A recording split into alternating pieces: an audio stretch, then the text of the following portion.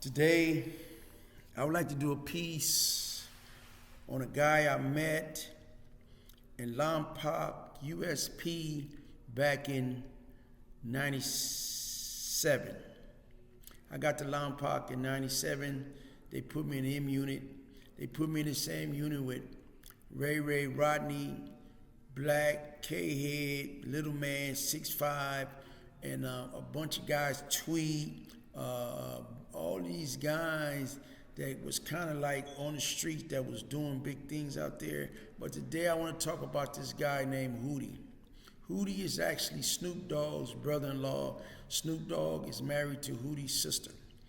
I had an opportunity to see a guy named Hoodie because Hoodie was one of the first guys in Los Angeles that was charged with 848 and didn't get a life sentence. I think he got his 848 in 86, 87, where they wasn't giving out mandatory lives for 848. I seen this guy with a RICO conspiracy, and he ended up getting locked up with him and his father, a guy named Chambers, one of the biggest snitches in Los Angeles. He set up Fast Eddie, he set up Chubb, he set up Honcho, he set up a lot of guys I met in the system, and this guy is one of the biggest snitches in Los Angeles, and his name is Chambers out of St. Louis, and the appeals court say this guy is so dangerous that they stopped letting his cases go to the court in the Ninth Circuit because he was so dangerous that he volunteered to be a snitch in federal. People get people locked up in federal prison. Now, the reason I'm talking about this guy, Hoodie, he's the most smartest guy one of the most smartest guys I ever seen in the federal system. This guy had Rolls Royces when he was 18, 19, 20 years old, and I used to sit back and pay attention to Hoodie.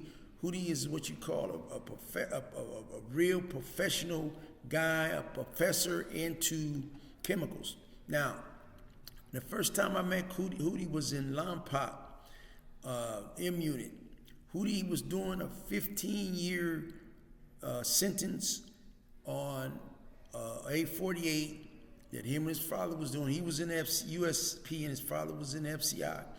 This guy, man, was one of the biggest drug dealers, they say, in Long Beach. And I didn't even know about this guy until a lot of guys in the unit were saying, yeah, that Snoop Dogg is married to his sister, and his father is in the FCI. And then I had a friend named 6'5" that he didn't ever get no visit. He was from Jamaica, and one day he told Hoodie, man, would you please help me get a visit? And Hoodie's wife is so nice, one of the most beautiful women I've ever seen, one of the most nicest women I've ever seen. He told 6'5", man, listen, man, I'm going to get your daughter up here to see you. I'm going to have her come up here with my wife.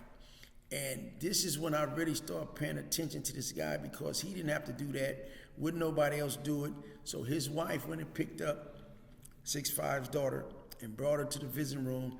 And when people see 6'5" wife and Hoodie's daughter out there, they was looking funny, acting funny, telling me, man, I think this guy is messing with Hoodie's wife. And they was like, nah, man, that ain't what happened, man. Hoodie had her bring his daughter up there, which was a good thing to do, which was an honorable thing to do. And I don't know if I would have did it, but I know he did it. And I always looked up to this guy, and he became a friend of mine. And I know he did 15 years. And then we was in M Unit together. I think Hoodie ended up going to Atlanta, and he was down there in Atlanta, and he was always studying. He's one of the most smartest guys I ever seen in the books and in family. He always talked about family, talked about his kids, talked about his daughter. This guy even actually had a daughter, a child, a son or a son inside of Atlanta USP with his wife. They was coming down to the special thing they had in the chapel, and he ended up having a baby inside of prison while he was doing prison. He's one of the only guys, and another guy I know about that had babies that was in prison too. And this guy is real special. He's like a sleeper out of Long Beach. A lot of people know the Fullers. And I used to always look at how pretty his sisters was. He have a lot of sisters, and I used to always look at him, and I used to always ask him about his sisters, and I used to always try to get connected to his sisters, but that's a long story. But I wanted to talk about this guy named Hoodie. His name is Daryl Fuller, and he became a friend of mine. Now, when I met Daryl Fuller, Darren Fuller, he was in M Unit with me, and he used to always ask me questions. How do it feel to have a life sentence? Am I ever going to get out? And would I ever think about getting out? And I was like, yeah, man, one day I'm going to get out. And we was in a unit with a lot of guys that was for the big time drug dealers, Ray Rodney, a lot of guys over there that was with us that people see all the time and talk about him all the time. But I ended up seeing Hoodie end up leaving Lompoc, and Hoodie ended up going to Atlanta, and then in Atlanta he went to the Victorville one, and he had got out of jail. And then I heard that Hoodie had got out of jail, and he had did 15, 16 years, and then he ended up coming back. But Hoodie always was telling me how nice this guy named Dre's brother, which is I forgot his name right now, but I remember his name. Not Nate Dogg. I just can't believe I can't remember this guy's name. But anyway, to make a long story short, this guy was part of the regulators. Warren G. He always was talking about how nice Warren G was, and every time he would see Warren G at a party or a function, Warren G would always come up to him and always would speak to him, treat him like he was a real brother. And I just wanted to shed light on Warren G, which is who he always told me how cool he was and how much of a brother he was outside of Snoop Dogg being his brother-in-law.